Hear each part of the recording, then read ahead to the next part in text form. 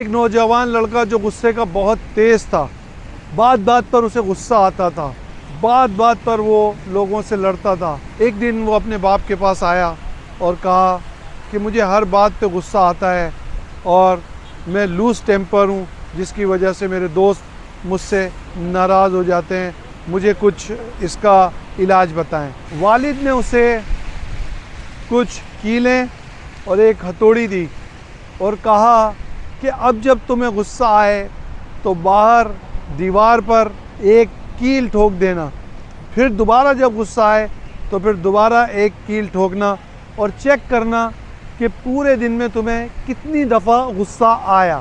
اس نوجوان لڑکے نے ایسا ہی کرنا شروع کیا۔ جب اسے غصہ آتا وہ باہر دیوار میں ایک کیل ٹھوک کے آ جاتا۔ پہلے دن اس نے 37 دفعہ دیوار میں کیل ٹھوکی، یعنی اسے 37 دفعہ غصہ آیا۔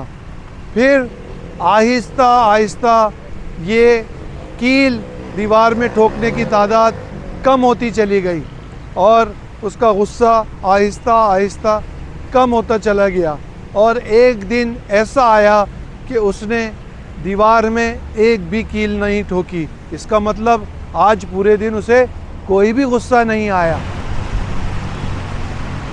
والد نے اب اس سے کہا، اب تم ایک کام کرو، جتنی کیلیں تم نے اس دیوار میں ٹھوکی ہیں انہیں ایک ایک کر کے نکالنا شروع کرو۔ اب وہ لڑکا ایک ایک کیلیں اس دیوار سے نکالتا رہا۔ جب ساری کیلیں دیوار سے باہر آ گئیں تو اس نے اپنے باپ سے کہا کہ ساری کیلیں دیوار سے باہر آ گئیں۔ اس کے باپ نے کہا، اب جا کے دیوار کی حالت دیکھو۔ جب اس نے دیوار کی حالت دیکھی تو دیوار میں جگہ جگہ کیل کے نشانات تھے اور دیوار بھی خراب ہو چکی تھی۔